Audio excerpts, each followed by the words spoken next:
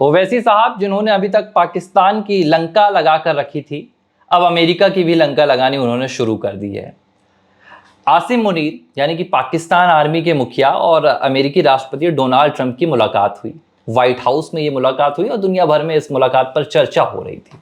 भारत में भी इसे लेकर तरह तरह की बातें हो रही थी और इंतजार किया जा रहा था इस पूरे मसले पर कि भाई आसिम मुनीर को लेकर असदुद्दीन ओवैसी साहब जो लगातार एक के बाद एक जुबानी हमले कर रहे थे, इस मुलाकात को किस तरह देखेंगे और किस तरह इस मुलाकात पर पाकिस्तान की बैंड बजाएंगे। और आखिरकार वही हुआ। ओवैसी ने कहा कि भाई ये मुलाकात एक डील थी और डील पाकिस्तान ने की है और पाकिस्तान के आर्मी चीफ को अपनी जनता को बताना चाहिए कि अगर आप व्हाइट हाउस गए थे तो व्हाइट हाउस में कुछ भी फ्री लंच तो होता नहीं है, तो अगर आपने वहां लंच किया है तो आपकी कौन सी डील हुई है और इस डील की जानकारी आप पाकिस्तान की आवाम को कब देंगे। उन्होंने कहा भाई इसमें कोई बहुत बड़ी बात नहीं है, अगर पाकिस्तान अमेरिका के इशारे पर आर्मी चीफ पाकिस्तान के आसिम मुनीर नाचना चाहते हैं तो डोनाल्ड ट्रंप उन्हें नचा रहे हैं, इसे लेकर अब क्या चर्चा की जाए। ओवैसी ने कई महत्वपूर्ण बातें की और उन्होंने इस पूरी मुलाकात को लेकर और भारत के स्टैंड को लेकर भी कई यहाँ पर बड़ी बातें की। एक मीडिया शो के दौरान उनके ये तमाम बयान आए और उन्होंने कहा कि भाई अमेरिका चाहता है कि हम पाकिस्तान के जो एयर बेस हैं उनका इस्तेमाल कर ईरान पर हमला करें और इसीलिए अमेरिका पाकिस्तान के आर्मी चीफ को बुला रहा है। वहाँ की सरकार तो है नहीं, सरकार के मुखिया फिलहाल यही है, नाम मात्र के लिए वहाँ पर शहबाज शरीफ हैं, लेकिन असल जो सरकार चलाने वाले हैं वो तो आर्मी चीफ हैं, आसिम मुनीर हैं। तो ओवैसी ने पाकिस्तान को आईना दिखाया एक बार फिर से। जो पाकिस्तानी और भारत में कुछ जो भारत विरोधी ताकतें हैं, राष्ट्र विरोधी ताकतें हैं, वो सवाल भी उठा रहे थे कि भाई आर्मी चीफ पाकिस्तान के मिल रहे हैं डोनाल्ड ट्रंप से, भारत में क्या हो रहा है, और ऐसी तमाम बातें हो रही थी। लेकिन ओवैसी ने साफ कर दिया, देखिए भैया कि ये पाकिस्तान के जो मुखिया हैं आर्मी के, वो क्यों डोनाल्ड ट्रंप से मिल रहे हैं और इस मुलाकात को किस नजरिए से देखना चाहिए। इस मुलाकात को इस नजरिए से ना देखें कि पाकिस्तान मजबूत स्थिति में है, कि पाकिस्तान की आज पूछ परख बढ़ गई है, बल्कि अमेरिका पाकिस्तान को एक पंगु बनाकर अपना इस्तेमाल कर रहा है। दूसरी तरफ आसिम मुनीर है, आसिम मुनीर डोनाल्ड ट्रंप के लिए नोबेल प्राइज की यहाँ पर नॉमिनेशन कर रहे हैं। तो इस तरह पूरा अमेरिका पाकिस्तान का उपयोग कर रहा है और यहाँ पर ओवैसी साहब ने अब एक बड़ा चैलेंज भी दे दिया है। उन्होंने कहा कि भाई जो चर्चाएं हो रही हैं कि अमेरिका बार बार डोनाल्ड ट्रंप कह रहे हैं कि हमने भारत पाकिस्तान के बीच युद्ध रुकवा दिया, सीज फायर करवा दिया, ओवैसी ने खुले अंदाज में कहा कि भाई अगर ये बात वाकई में सच है कि आप युद्ध रुकवा सकते हैं तो जाइए इराक और इजराइल का युद्ध रुकवा दीजिए, वहां पर आप क्यों नहीं करवाते हैं सीज फायर। आप महीनों से लगे हैं, आप सालों से लगे हैं कि यूक्रेन और रसिया के बीच सीज फायर हो जाए, पुतिन आपकी बात क्यों नहीं मानते हैं। फिलिस्तीन और इजराइल के बीच रुकवा दीजिए, वहां पर आपकी चलती नहीं है। तो आप ये जिस लिहाज से बातें करते हैं, इन बातों का कोई मोल नहीं है। और ओवैसी साहब ने सीधे चैलेंज दे दिया है डोनाल्ड ट्रंप को। देखो, आईना तो दिखाना बेहद ज़रूरी है और हम लोग भी इंतज़ार कर रहे थे कि ओवैसी गए कहाँ, किस जगह पर छुपे हुए हैं, आखिर कुछ बोल क्यों नहीं रहे हैं। तो उन्होंने स्वयं कहा कि मैं एक हफ्ते से सब देख रहा था, समझ रहा था, और अब मुझे जब मौका मिला एक बड़े मीडिया शो में तो तमाम जो बेबाक चर्चा थी उन्होंने कहा। और उन्होंने बहुत ही अच्छा खुलासा किया कि अमेरिका में जाना, व्हाइट हाउस में बैठना, भोजन अगर करा रहे हैं वहाँ के राष्ट्रपति डोनाल्ड ट्रंप, तो ये मान लीजिए कि उनका कोई ना कोई स्वार्थ है और इस स्वार्थ के बलबूते पर ही सब कुछ काम हो रहा है। और ये भी उन्होंने खुलासा किया कि जो पाकिस्तान में गवर्नमेंट तो कोई है नहीं, जो कुछ है वहाँ की आर्मी है। तो आसिफ मुनीर जो जा रहे हैं अमेरिका में डोनाल्ड ट्रंप के साथ बैठ रहे, तो कोई क्या डील हुई, ये उन्होंने जो सवाल उठाए हैं, ये सवाल अब पाकिस्तान में भी गूंजेगा। पाकिस्तान में इसलिए गूंजेगा क्योंकि वहाँ की जो आवाम है वो शांति चाहती है। शांति इसलिए चाहती है कि अभी हम लोगों ने ऑपरेशन सिंदूर स्टार्ट किया था तो वहाँ हाहाकार मच चुका था। तो उन परिस्थितियों में एक तीर से दो निशाने कहीं ना कहीं भारत के पक्ष में, भारत की ताकत को बढ़ाने का काम मैं मानता हूँ कि ओवैसी अपनी बातों से कर रहे हैं। और उन्होंने जो फैक्ट दिया, उन्होंने एक एयरबेस का भी उल्लेख किया कि जहाँ वो पाकिस्तान में है, और पाकिस्तान में अगर एयरबेस का उपयोग जो है अमेरिका करेगा, और अमेरिका कर ही रहा है, और वो ईरान के खिलाफ करेगा, तो आप समझिए कि क्या स्थिति है और क्या उपयोग करना चाहता है। उन्होंने और बहुत सारी चीज़ें रखी है उस शो में। तो सवाल ये उठ रहा है कि जो चीज़ें निकल कर सामने आ रही हैं, अंदर क्या है बाहर क्या है, ये समझना बेहद ज़रूरी हो जाता है। और जिस आपने देखा कि अमेरिका में आसिफ मुनीर का विरोध भी जमकर हुआ, जब वहाँ पर पहुँचे तो उनके खिलाफ नारे भी लगे।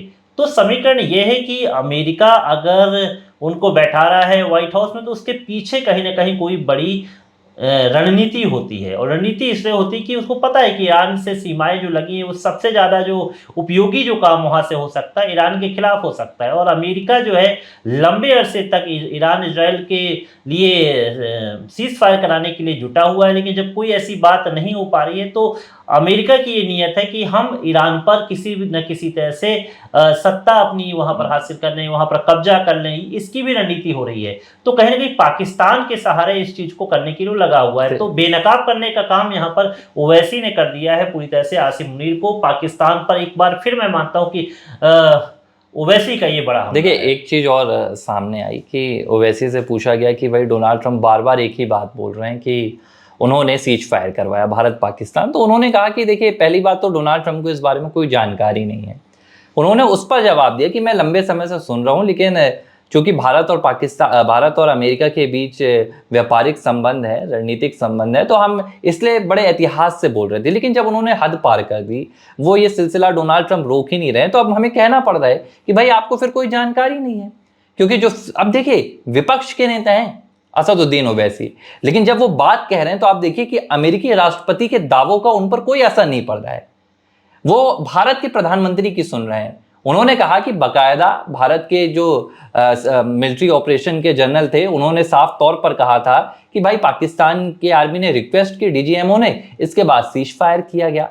और भारत के प्रधानमंत्री ने फोन पर बातचीत के दौरान भी अमेरिकी राष्ट्रपति को ये बात साफ तौर पर की कि हमने भैया ना तो मध्यस्थता स्वीकार कभी की है, ना हम करेंगे। और अगर इसके बाद भी डोनाल्ड ट्रंप यही रवैया अपना रहे हैं, डोनाल्ड ट्रंप इस बात को मानने से इनकार ही कर रहे हैं कि भाई आपकी यहाँ पर कोई सहभागिता नहीं थी, तो फिर इसका कोई इलाज नहीं है। फिर इसकी सीधी सी एक ही बात है कि भाई आपको जानकारी नहीं है और आप अपने उपयोग के लिए आप कर रहे हैं, तो आप चिल्लाते रहिए, इससे कोई फर्क नहीं पड़ेगा। और भाई अगर आप इतने बड़े शांति योद्धा बन गए हैं, शांति गुरु बन गए हैं, तो फिर आप, सही बात है, आप देखिए कि डोनाल्ड ट्रंप बार बार कोशिश कर रहे हैं कि रसिया यूक्रेन के बीच सीज फायर हो जाए। पुतिन से कई बार उन्होंने कोशिश की बात करने की। एक बार तो पुतिन ने कह भी दिया था ठीक है कर लेंगे, लेकिन अगले दिन पुतिन ने क्या किया, बमबारी कर दी थी यूक्रेन में। तो एक जगह जहां वाकई में पूरी दुनिया चाहती है कि सीज फायर हो जाए, वहां आपकी चल नहीं रही है, आप वहां भी क्रेडिट लेने की होड़ लगा के बैठे हुए हैं। और भारत के मसले पर, जबकि भारत स्पष्ट कर चुका है पहले भी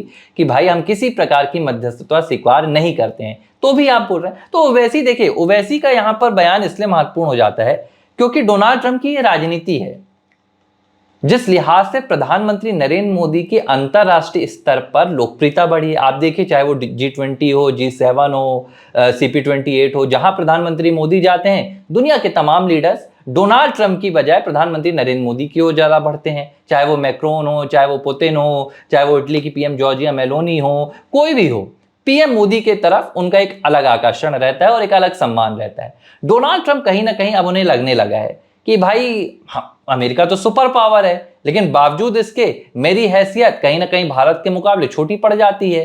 प्रधानमंत्री नरेंद्र मोदी मुझ पे भारी पड़ जाते हैं। उन्होंने पीएम मोदी के अमेरिका में भी पॉपुलैरिटी देखी थी पिछली बार। तो ये तमाम बातें होती रहती हैं, कहीं ना कहीं ये खींच का कारण बनती है। और यही वजह है कि देखिए डोनाल्ड ट्रंप ये राग अपना रहे हैं। लेकिन जब ओवैसी विपक्ष के नेता हैं और एक ऐसे नेता हैं जिनकी सरकार के साथ हमेशा से खींचतान रही है, ओवैसी की पार्टी के उदय के साथ ही भारतीय जनता पार्टी की आइडियोलॉजी से एकदम उनका 36 का आंकड़ा रहा है। और ऐसे माहौल पर अगर ओवैसी ऐसी बात कहते हैं तो ये बहुत करारा जवाब है पाकिस्तान के लिए भी और अमेरिका के लिए भी कि भैया आपके दावों को ना सिर्फ वहां की सरकार ठुकरा रही है, नकार रही है, बल्कि वहां का विपक्ष भी आपकी बातें नहीं मान रहा है। देखो, विचारधारा क्या है और क्या नहीं ये मायने नहीं रखती, लेकिन एक ही विचारधारा सबसे ज़्यादा मायने रखती है कि आप देश के साथ खड़े हैं, कि अपनी पार्टी के साथ खड़े हैं, कि अपनी विचारधारा को लेकर बैठे हुए हैं।